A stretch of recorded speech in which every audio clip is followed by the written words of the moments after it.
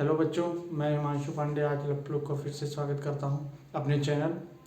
तो आइए शुरू करते हैं एस ब्लॉक। इसमें कुछ रिमेनिंग पार्ट्स जो बचे हुए हैं उनको पूरा करते हुए इसी सीरीज़ में आइए शुरू करते हैं। आज मैं आप लोग को केमिकल प्रॉपर्टीज़ के बारे में बताने वाला हूं। केमिकल प्रॉपर्टीज़ के बारे में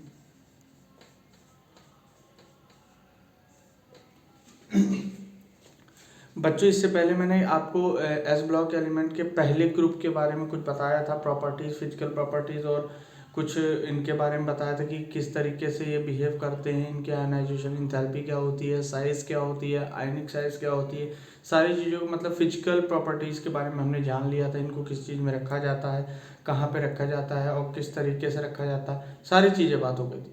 अब बाकी बची हुई चीज़ें जो हैं वो केमिकल प्रॉपर्टीज़ हैं। बच्चों, आज केमिकल प्रॉपर्टीज़ के बारे में है पूरा सेशन।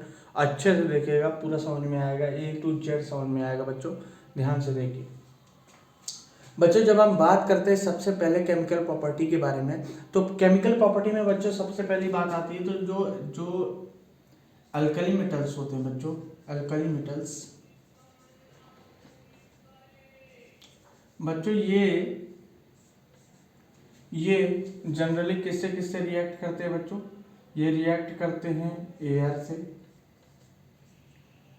और बच्चों किससे रिएक्ट करते हैं? ये हेलोजन्स से, वाटर से, एमोनिया से, और बच्चों हाइड्रोजन से।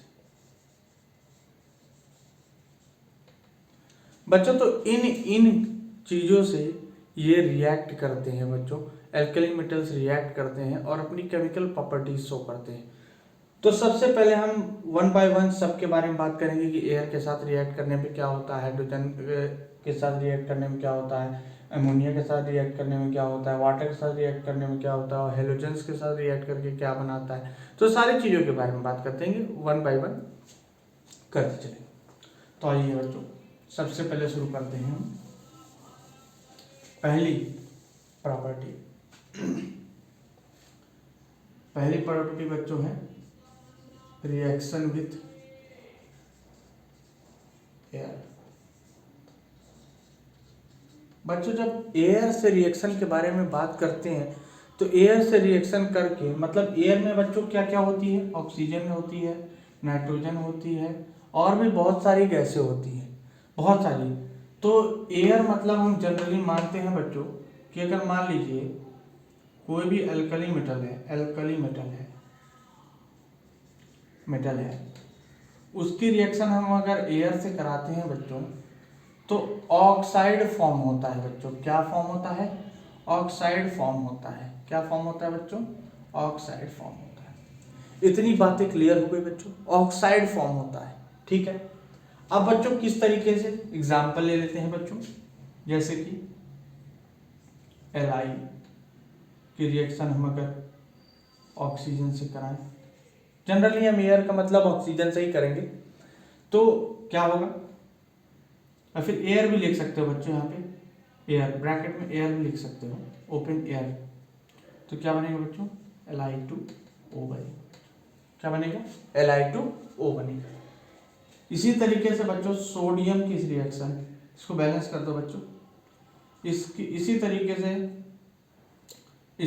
से बच्चों सोडियम की कराएंगे एयर की प्रेजेंस में बच्चों, तो क्या होगा? Na2O2। इतनी बातें क्लियर होगी बच्चों। इसके बाद पोटेशियम से कराएंगे तो क्या बनेगा मेरे प्यारे लोग? क्या बनेगा? KO2 बनेगा। इतनी बातें क्लियर हो गई बच्चों। तो इस केसेस में आप देख रहे हैं बच्चों, जब एयर के साथ रिएक्शन करते हैं अल्कली मेटल्स तो क्या बना रहे हैं बच्चों? ऑक्साइड्स बना रहे हैं। क्या बना रहे हैं?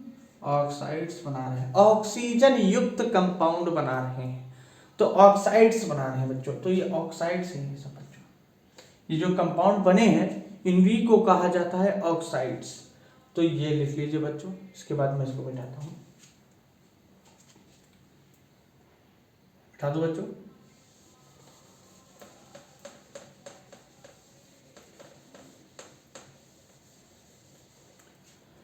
एक और बात बच्चों ध्यान से, जो ये है बच्चों, एक बात, जो ये वाला ऑक्साइड है जो लिथियम बना रहा है, क्या बना रहा है, लिथियम बना रहा है, इसको कहते हैं बच्चों मोनो ऑक्साइड। क्या कहते हैं बच्चों, मोनो ऑक्साइड। और जो बच्चों ये सोडियम बना रहा है इसको कहते हैं पर ऑक्साइड। क्या कहते हैं बच्चों, पर ऑक्साइड। और ये जो बाकी KO2 बना रहा है बच्चों, इसको कहते हैं सुपर ऑक्साइड। क्या कहते हैं बच्चों, सुपर ऑक्साइड। एक्चुअल में बच्चों सुपर ऑक्साइड बाकी जितने भी हैं आपके लिथियम, सोडियम, पोटेशियम, लिथियम और सोडियम को छोड़ दिया जाए, लिथियम और सोडियम को छोड़ दिया जाए बच्चों, तो बाकी जितने भी अल्कली मेटल्स हैं सारे के सारे सुपर ऑक्साइड बनाते हैं एयर के कांटेक्ट पे आने पे। क्या बनाते हैं बच्चों, सुपर ऑक्साइड बनाते हैं। बाकी लिथियम जो है वो मोनो ऑक्साइड बनाता है, मोनो ऑक्साइड बनाता है। और परऑक्साइड क्या बनाता है, सोडियम, सोडियम ही सिर्फ क्या बनाता है, परऑक्साइड बनाता है। बच्चों मोनो ऑक्साइड तो हाइड्रोजन भी बनाता है, बट उसको हम as a S block purely नहीं मान सकते हैं, वो प्योरली एस ब्लॉक का नहीं है, तो इसीलिए उसको एस ब्लॉक में नहीं लेते हैं। तो हम प्योरली जो एस ब्लॉक से बिलोंग करते हैं मेटल्स, उनके बारे में बात करते हैं। तो उनमें सबसे जो बनाता है सबसे ज्यादा मोनो ऑक्साइड, वो कौन बनाता है, लिथियम ऑक्साइड बनाता है। और परऑक्साइड कौन बनाता है, सोडियम मेटल बनाता है। बाकी सब बच्चों क्या बनाते हैं, सुपर ऑक्साइड बनाते हैं। ये बातें क्लियर हो गई बच्चों, क्लियर हो गई। अब एक बात बच्चों नोट है, एक बात नोट है, इसको लिख लीजिए। एक बात बच्चों नोट है, उसको लिखिएगा, उसको बहुत ध्यान से बच्चों। नोट है, नोट नोट है बच्चों। बच्चों सिर्फ जो लिथियम है ना बच्चों, लिथियम, ये आपको पता है एयर में खाली ऑक्सीजन तो होती नहीं, खाली ऑक्सीजन तो होती नहीं, नाइट्रोजन भी होती है। तो बच्चों ये लिथियम नाइट्रोजन से भी रिएक्ट कर लेता है और नाइट्राइड बनाता है बच्चों। क्या बनाता है, Li3N बनाता है। क्या बनाता है बच्चों, नाइट्राइड बनाता है। क्या बनाता है, नाइट्राइड बनाता है। बच्चों ये इंपॉर्टेंट है, सिर्फ लिथियम ही ऐसा कंपाउंड है, ऐसा मेटल है जो कि नाइट्राइड बनाता है बच्चों, नाइट्रोजन से रिएक्ट करके।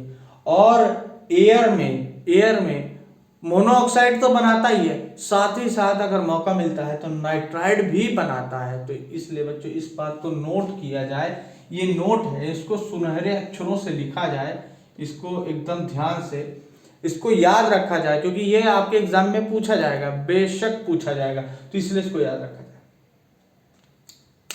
ये बात हो गई बच्चों, नोट कर लीजिए इसको। तो मिटाता हूं, चलिए।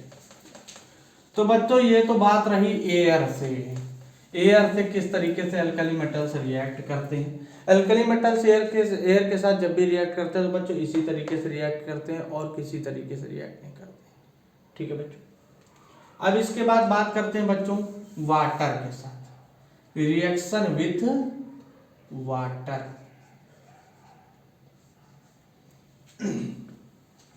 बच्चों रिएक्शन विथ वाटर तो या पढ़ चुके हैं, कौन से चैप्टर, जरा मैं आपको याद दिला दूं, आप हाइड्रोजन चैप्टर में इसको पढ़ चुके हैं। जब हाइड्रोजन की प्रिपरेशन हो रही थी तो सोडियम की रिएक्शन वाटर के साथ कराई जा रही थी, उस केस में हाइड्रोजन गैस रिलीज हो रही थी। वो प्रोसेस क्या था उसको जरा याद करिए। जब हम अल्कली मेटल की रिएक्शन वाटर के साथ कराते हैं बच्चों, तो क्या हो रहा था, तो हाइड्रोक्साइड बन रहा था। क्या बन रहा था, हाइड्रोक्साइड बन रहा था। और क्या बन रहा था बच्चों, और क्या बन रहा था, H2 गैस बन रही थी बच्चों। तो बातें क्लियर हो गई। अब देखिए बच्चों, फॉर एग्जांपल जैसे Li प्लस H2O क्या बनेगा, Na प्लस H2O क्या बनेगा, K प्लस H2O क्या बनेगा बच्चों। इसी तरीके से Rb प्लस H2O बच्चों क्या बनेगा। यार देखिए बच्चों, इस केस में बच्चों ये जो वाटर है ये H2O ये टूट जाएगा बच्चों, आपको भी पता है मुझको भी पता है, ये OH H plus OH minus में टूट जाता है। तो बच्चों ये लिथियम क्या करेगा, लिथियम की टेंडेंसी होती है बच्चों ये प्लस अपने ऊपर प्लस चार्ज जनरेट करता है, यानी कि अल्कली मेटल्स की ही ये टेंडेंसी होती है कि ये अपने ऊपर प्लस चार्ज जनरेट करते हैं। और बच्चों प्लस चार्ज हमेशा किसके पास जाता है, सदियों से OH माइनस के पास जाता रहा है और H प्लस नॉर्मली ऐसे ही रहा। तो ये इलेक्ट्रॉन जो इससे एक इलेक्ट्रॉन निकलेगा बच्चों, जो इससे एक इलेक्ट्रॉन निकलेगा तभी तो बच्चों प्लस चार्ज आएगा, और जब एक इलेक्ट्रॉन इसमें आएगा तो ये क्या बनाएगा बच्चों, ये बनाएगा lithium oxide hydroxide plus H2 gas. इसी तरीके से बच्चों यहां भी बनेगा NaOH प्लस H2 गैस और KOH प्लस H2 गैस। इसी तरीके से RbOH प्लस H2 गैस। तो बच्चों वाटर के साथ अल्कली मेटल्स की रिएक्शन इस तरीके से होती है। तो बच्चों एक बात इसमें ध्यान देने वाली है, जरा ध्यान देना, ये जो लिथियम है बच्चों, लिथियम वाला हाइड्रोक्साइड ये जो बेस बना रहा है लिथियम, ये ज्यादा स्ट्रॉन्ग बेस नहीं होता बच्चों, ये ज्यादा स्ट्रॉन्ग बेस नहीं होता है, बल्कि सोडियम और पोटेशियम के जो बेस बनते हैं सबसे स्ट्रॉन्ग बच्चा बेस होता है NaOH, उसके बाद KOH। बाकी जितने भी अल्कली मेटल्स है वैसे तो सब बेस बनाते हैं, औरों के मुकाबले ये स्ट्रॉन्ग होते हैं, but in the series of alkali metal बच्चों लिथियम बहुत ही वीक बेस बनाता है, बल्कि सोडियम क्या बनाता है, अच्छा बेस बनाता है बच्चों। तो ये बातें क्लियर हो गई बच्चों। NaOH इज अ बेस बच्चों, NaOH क्या है, अल्कली है, अल्कली बेस है, ठीक है बच्चों। तो बातें क्लियर हो गई बच्चों, इसको नोट कर लीजिए, नोट कर लीजिए, इसको नोट कर लीजिए बच्चों। आपको सारी चीजें एकदम बेहतरीन तरीके से बच्चों पता चलेगी, बस एक बार देखते जाइए। नोट कर लीजिए, नोट कर लिया होगा, आइए मिटाते हैं इसको।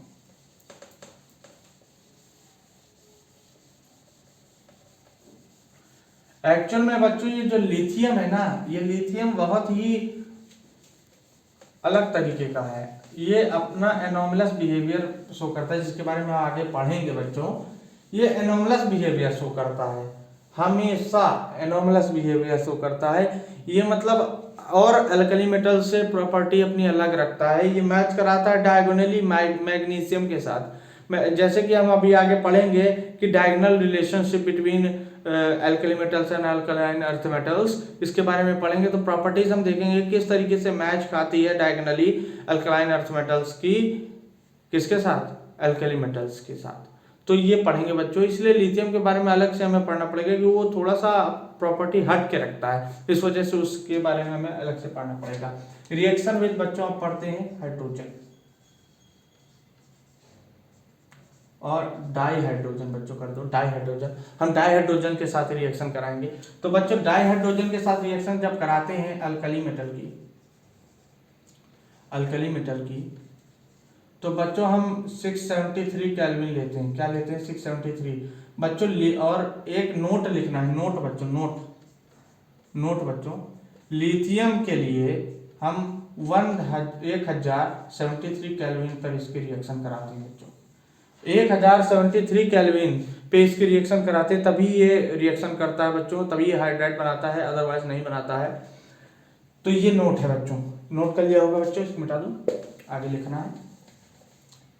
तो ये बच्चों, तो ये बनाता है बच्चों MH प्लस H, MH बनाता है, क्या बनाता है बच्चों, MH बनाता है बच्चों। इसी तरीके से सोडियम प्लस, यहाँ पे बच्चे H2 गैस लिख दो, H2 Na प्लस H2 के साथ रिएक्शन कराई जाएगी 673 केल्विन पे। तो बच्चों क्या बनेगा, NaH plus H plus H2 gas, इस केस में। इसी तरीके से बच्चों K प्लस H2 673 केल्विन पे बच्चों Na के sorry KH plus H2 plus.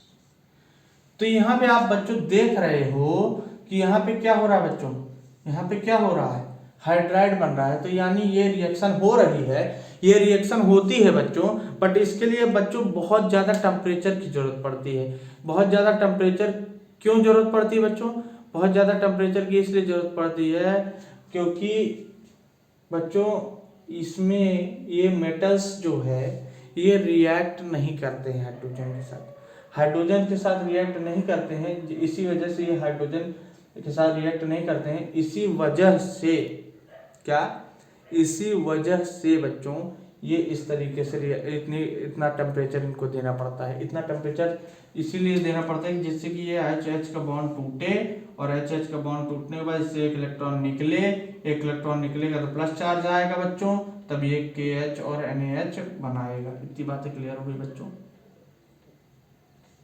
Clear हो गई, नोट कर लो, मैं हट जाता हूँ, नोट कर लो।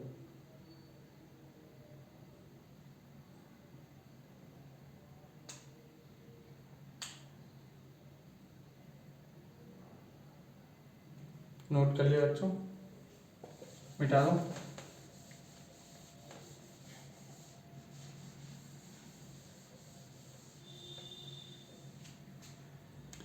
बच्चों ये जो एल्कली मेटल्स होते हैं बच्चों, एल्कली मेटल्स होते हैं ये एल्काइंस के साथ भी रिएक्शन करते हैं। किसके साथ बच्चों, एल्काइंस के साथ भी रिएक्शन करते हैं, एल्कोहल के साथ भी रिएक्शन करते हैं। यानी कि जो भी इजीली H+ दे देता है बच्चों, इजीली H+ दे देने का मतलब बच्चों H+ ऑर्गेनिक कंपाउंड भी देते हैं। ऑर्गेनिक कंपाउंड में यानी कि बच्चों जिसका S कैरेक्टर बच्चों हाइब्रिडाइजेशन में आपने पढ़ा होगा, sp3 sp sp2 ये पढ़ा होगा, sp3d sp3d2 तो ये पढ़ा होगा। तो इसमें क्या होता है, S कैरेक्टर होता है बच्चों। जितना ज्यादा S कैरेक्टर बढ़ता है उतना ही ज्यादा बच्चों हाइड्रोजन देने की टेंडेंसी उसकी बढ़ती जाती है। तो जितना ज्यादा S कैरेक्टर बच्चों उतनी ही ज्यादा उसकी H+ देने की टेंडेंसी यानी बेसिसिटी ज्यादा। यानी कि क्या बच्चों, बेसिसिटी। बच्चों बेसिसिटी आपने हाइड्रोजन बॉन्डिंग में केमिकल बॉन्डिंग में आपने पढ़ा होगा। जो इजीली H+ दे दे, जो इजीली H+ दे दे तो वो क्या है, उसकी बेसिसिटी है। और बेस जो इजीली OH- दे दे वो क्या है, उसकी बच्चों एसिडिटी है। तो बच्चों बेस की एसिडिटी होती है और एसिड की बेसिसिटी होती है। एक्चुअल में बच्चों बेसिसिटी एक्चुअल में ऐसा होता नहीं है। मैं थोड़ा सा आप लोग को एक चीज बता दूं, यहाँ पे बच्चों आपको अगर एक चीज दिखाऊं तो ये H2SO4 है बच्चों, H2SO4 है। इसकी स्ट्रक्चर बच्चों बनाओ, इसके स्ट्रक्चर कैसे बनेगा मैं बनाता हूं बच्चों। इसका स्ट्रक्चर बनेगा इस तरीके से, SOH OH डबल बॉन्ड बच्चों यहाँ पे ध्यान से देखना, आप इसी से अंदाजा लगाओ कि यहाँ पे बच्चों, यहाँ पे आप देख रहे हो इसकी H2SO4 की बच्चों बेसिसिटी बताई जाती है 2। तो बच्चों ये बेसिसिटी क्यों होती है इसके बारे में जरा ध्यान दीजिएगा इधर। बच्चों यहाँ पे आप देख रहे हो ये OH- लगे हुए हैं, OH लगे हुए हैं बच्चों। यही OH बच्चों निकलते हैं, यही OH देता है, ये OH H+ नहीं बच्चों, यही OH देता है। इसी वजह से बच्चों इसकी बेसिसिटी नापी जाती है। ऑक्सी एसिड की बच्चों बेसिसिटी नापी जाती है। क्या नापी जाती है, बेसिसिटी नापी जाती है।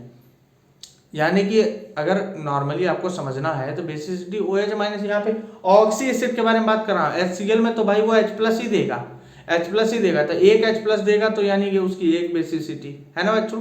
तो इस तरीके से आप इस तरीके से ट्रिक के माध्यम से आप ये जान सकते हैं बेसिसिटी कितनी। अब जितने भी ऑक्सी एसिड है उनका स्ट्रक्चर बनाइए, वो जितने OH- दें यानी O से अटैच्ड जितने H होंगे, O से अटैच जितने H होंगे उतनी उसकी उनकी बेसिसिटी होगी। ये किसके केस में बच्चों, ऑक्सी एसिड्स के केस में है। ठीक है बच्चों, इतनी बात क्लियर हो गई।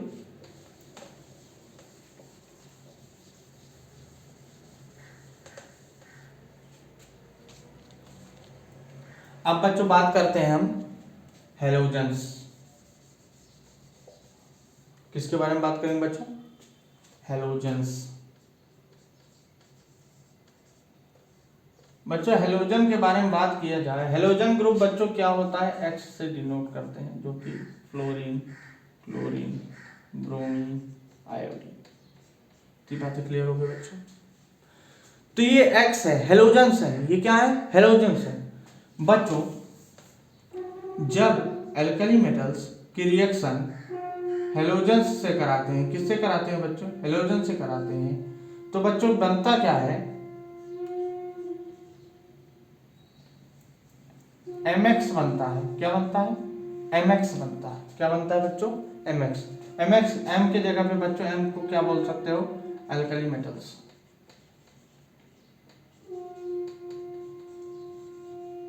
ठीक बच्चों।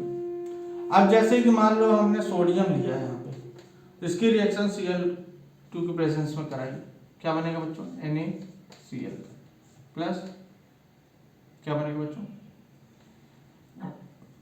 कुछ नहीं मिला। इतनी बात क्लियर होगी बच्चों? NaCl। ये बात बच्चों समझ में आ गई होगी? यहाँ 2 लगा दो, यहाँ 2 लगा दो। ठीक है बच्चों, NaCl बनेगा। इसी तरीके से K प्लस Cl2, क्या बनेगा? KCl। इतनी बातें क्लियर होगी। यानी कि बच्चों हेलोजेंस के साथ जब इनकी रिएक्शन होती है तो क्या बनता है बच्चों? हेलाइड बनता है। क्या बनता है? हेलाइड बनता है। तो ये एक तरीके से बच्चों ये देख रहे होगे, ये सब क्या है? ये सब सॉल्ट्स हैं। क्या है बच्चों? सॉल्ट्स हैं। क्या है बच्चों? ये सॉल्ट्स हैं। सोडियम क्लोराइड आप लोग भी जानते हैं, रॉक सॉल्ट है, सॉल्ट है। क्या है? सॉल्ट है। इसके बारे में लिख लिया बच्चों? इसको लिखो तो एक चीज बताओ, फिर लिख लिया।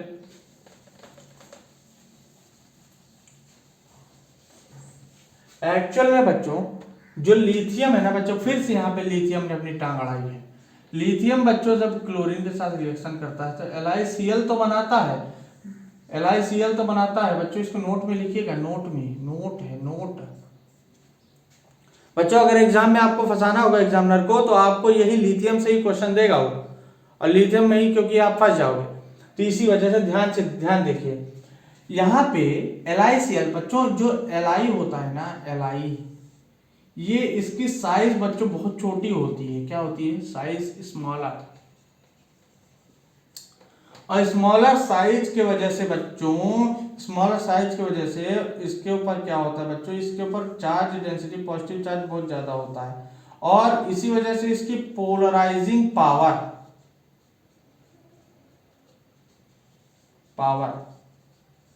बहुत ज्यादा होती है, बहुत ज्यादा होती है। Polarising power normal alkali metal से बहुत ज्यादा होती है।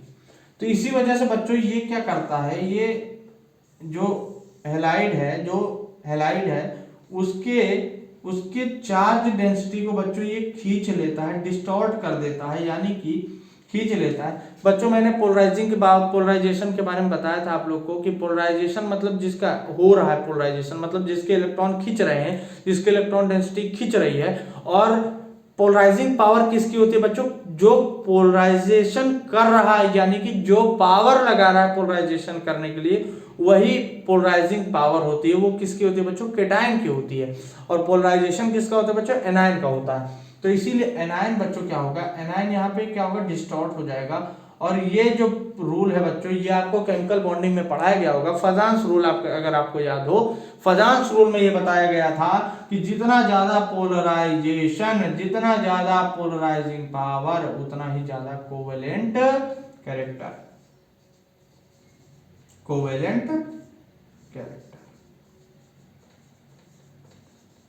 बच्चों कोवेलेंट कैरेक्टर उतना ही ज्यादा होगा, क्योंकि बच्चों जितना ज्यादा वो खींच लेगा अपने तरफ, तो ऐसा लगेगा कि वो बॉन्ड बना रहा है, एक तरीके का बॉन्ड बना रहा है। बल्कि बॉन्ड तो होता नहीं आयनिक बॉन्ड में। आयनिक बॉन्ड में क्या होता है बच्चों? आयनिक बॉन्ड में होता क्या है? आयनिक बॉन्ड में जस्ट अट्रैक्शन होता है, ट्रांसफर ऑफ इलेक्ट्रॉन की वजह से एक अट्रैक्शन फोर्स जनरेट होता है, जो कि इलेक्ट्रोस्टैटिक फोर्स के बराबर होता है, जो कि कितना होता है? F Q1 Q2 अपन R स्क्वायर, यानी कि K की वैल्यू 1/4 पाई एप्सिलॉन नॉट होता है। तो इसका मतलब ये कूलम्ब लॉ के बराबर होता है, यानी इलेक्ट्रोस्टैटिक फोर्स के बराबर होता है। तो ये बहुत ही स्ट्रॉन्ग फोर्स माना जाता है। इसी वजह से जितने भी ये NaCl, KCl, ये भी जितने भी बनते हैं, ये सब सॉलिड स्टेट में होते हैं। किस फेज में होते हैं? सॉलिड फेज में होते हैं, क्योंकि इनके बीच का अट्रैक्शन फोर्स इतना ज्यादा होता है, इलेक्ट्रोस्टैटिक फोर्स होता है, इतना ज्यादा तेजी से बंधे होते हैं, जिस वजह से दूर नहीं हो पाती है। तो इसी वजह से ये सॉलिड स्टेट में एग्जिस्ट करते हैं। और जितने भी बच्चों ये मेटल्स होते हैं, अल्कली मेटल्स होते हैं, ये आपको एक चीज बता दूं कि ये किस तरीके का लैटिस बनाते हैं बच्चों, किस तरीके का, ये मैं भूल गया था बताना प्रॉपर्टीज में, लैटिस किस तरीके का बनाते हैं बच्चे। ये बीसीसी बनाते हैं। क्या बनाते हैं? बीसीसी बनाते हैं। BCC means body centred cubic. Body centred cubic यानी कि बच्चों एक एटम कहां पे होगा? बॉडी पे होगा, बॉडी के सेंटर, बॉडी डायगोनल के सेंटर पे, बॉडी के सेंटर पे होगा। बाकी जितने भी 8 एटम हैं, 8 एटम कहां पे होंगे? यहाँ कोने पे, कॉर्नर पे, यहाँ पे कोने में, ऐसे होगा इसका लैटिस। क्या होगा बच्चों? लैटिस होगा। और यहाँ पे बॉडी सेंटर पे होगा। ठीक है बच्चों, तो ये बीसीसी में एग्जिस्ट करते हैं। किस फॉर्म में एग्जिस्ट करते हैं? बीसीसी में। बच्चों ये सॉलिड स्टेट में 12th क्लास में आपको पढ़ाया जाएगा, जिसमें कि FCC, BCC, primitive unit cell, simple cubic, hexagonal cubic cell, बहुत तरीके की क्यूबिक सेल आपको पढ़ाए जाएंगे। तो वो अलग बात है, जब आप 12th में जाएंगे तब पढ़ेंगे। फिलहाल अभी इतने के लिए इतना जाने रहिए कि बॉडी सेंटर्ड इसका वो होता है। बाकी तो लैटिस तो कई सारे यूनिट सेल को रिपीट करने पे बनता है। एक ही यूनिट सेल को रिपीट करते जाओ तो एक लैटिस तैयार हो जाता है। तो लेकिन यहाँ पे आप बच्चों ये जो यूनिट सेल है, किस तरीके का यूनिट सेल होता है इनका? बॉडी सेंटर्ड यूनिट सेल होता है। इतनी बातें क्लियर हो गई बच्चों? चलो, तो यहाँ पे मैं बता रहा था कि बच्चों ये पोलराइजेशन बहुत ज्यादा कर देता है। लिथियम क्या करता है? पोलराइजेशन बच्चों बहुत ज्यादा कर देता है, जिस वजह से बच्चों ये आयनिक कैरेक्टर ना शो करके ये कोवेलेंट कैरेक्टर शो करने लगता है। कैसा कैरेक्टर शो करने लगता है? कोवेलेंट कैरेक्टर शो करने लगता है। और इसी वजह से CLi और CLi जो Li एल्किल हैलाइड बनता है, LiI बच्चों ये बहुत ज्यादा कोवेलेंट होता है, बहुत ज्यादा कोवेलेंट होता है। इसी चक्कर में ये बहुत ज्यादा कोवेलेंट होता है, आयनिक नहीं होता है ज्यादा। कोवेलेंट कैरेक्टर इसी वजह से शो करता है क्योंकि जो I है, I माइनस साइज बहुत ज्यादा बड़ी है, तो बच्चों उसका पोलराइजेशन भी बहुत ज्यादा होगा। और Li ये तो है ही खिलाड़ी, है ही छोटा सा है, तो ये पोलराइजिंग पावर अपनी बहुत ज्यादा लगा देगा। पोलराइजिंग पावर बहुत ज्यादा लगाएगा तो खींचेगा बहुत तेजी से, तो खींचेगा यानी फिर एक बॉन्ड बनेगा तो कोवेलेंट कैरेक्टर शो करेगा। इसी वजह से बच्चों Li क्या बनाता है? ये कोवेलेंट बॉन्ड बनाता है। बाकी जितने भी हैं बच्चों वो इतना पोलराइजेशन नहीं कर पाते जितना ज्यादा ये करता है। बाकी वैसे के वैसे आयनिक कंपाउंड बनाते हैं। क्या बनाते हैं बच्चों? आयनिक कंपाउंड बनाते हैं। इतनी बातें क्लियर हो गई बच्चों? इतनी बातें क्लियर हो गई? चलो,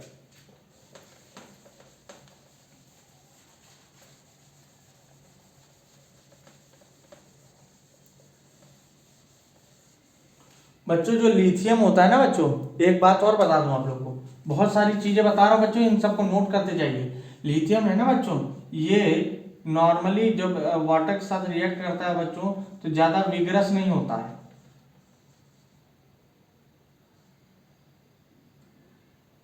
विगरस नहीं होता है मतलब ज्यादा एक्सोथर्मिक नहीं होता है,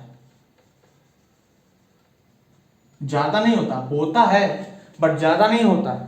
बाकी जितने भी है ना बच्चों, Na, पोटेशियम, रुबिडियम, सीजियम, फ्रेंजियम, ये भी जितने हैं ना बच्चों, ये सब बहुत ही विगरस होते हैं, मतलब हैवी अमाउंट में, वेरी निगेटिव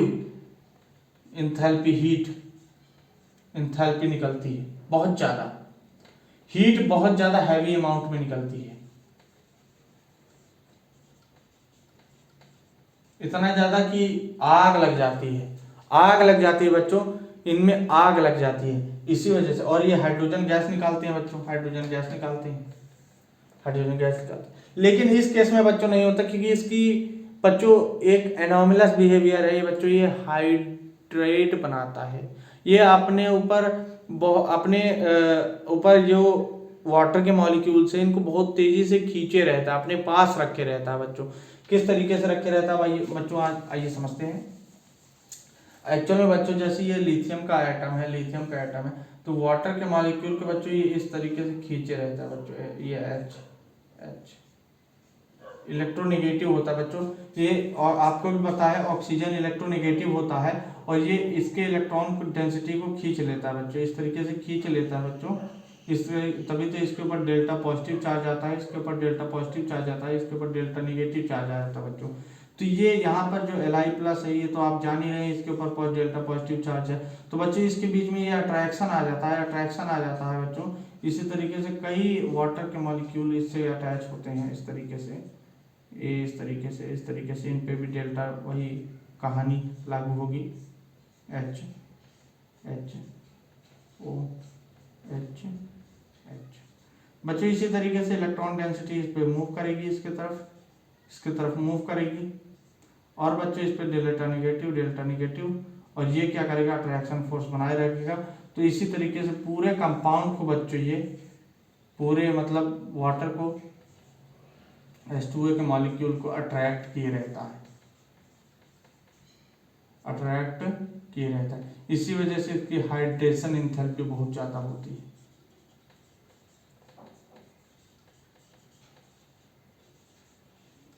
बहुत ज्यादा होती है। इतनी बातें क्लियर हो गई बच्चों, तो बच्चों ये रहा कुछ केमिकल प्रॉपर्टीज के बारे में। हेलोजेंस के साथ, डाइहाइड्रोजन के साथ, वाटर के साथ और एयर के साथ किस तरीके से ये रिएक्शन करते हैं, कैसे कैसे रिएक्शन करते हैं, सारी चीज़ें हमने पढ़ी।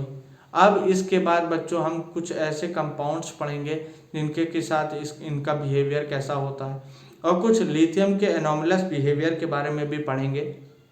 तो इसके बारे में हम जानेंगे कि कितना एनोमलस बिहेवियर शो करता है, कैसा एनोमलस बिहेवियर शो करता है बच्चों। बहुत ही ज़्यादा एनोमलस बिहेवियर शो करता है, अपने पूरे ग्रुप में सबसे अलग हट के इसका कैरेक्टर होता है, सबसे अलग। तो इसके बारे में हम अलग से पढ़ेंगे और बहुत ही मज़ा आएगा पढ़ने में, जैसे कि इसको मज़ा आया। बहुत सारी नई नई चीज़ें आपको आज जानने को मिली। बाकी लिथियम को पढ़ते रहिए, एल्कली मेटल्स को पढ़ते रहिए, एस ब्लॉक को पढ़ते रहिए। तो आज का सेशन यही समाप्त करते हैं। नेक्स्ट सेशन बच्चों इसी पे आएगा। इसके बाद बच्चों 2 या 3 सेशन लगेंगे, इसके बाद आपका ग्रुप 2 शुरू हो जाएगा। ग्रुप 2 भी खत्म होने में ज़्यादा दिन नहीं लगेगा, 3-4 दिन लगेंगे उसको भी खत्म होने में। उसके बाद हम डायरेक्ट क्या पढ़ेंगे बच्चों, इसके बाद हम केमिकल बॉन्डिंग पढ़ेंगे बच्चों। केमिकल बॉन्डिंग मेरे ख्याल से, क्योंकि बच्चों की बहुत मांग है कि केमिकल बॉन्डिंग पढ़ाओ सर, तो केमिकल बॉन्डिंग में पढ़ाऊँगा, केमिकल बॉन्डिंग पढ़ाऊँगा, ठीक है।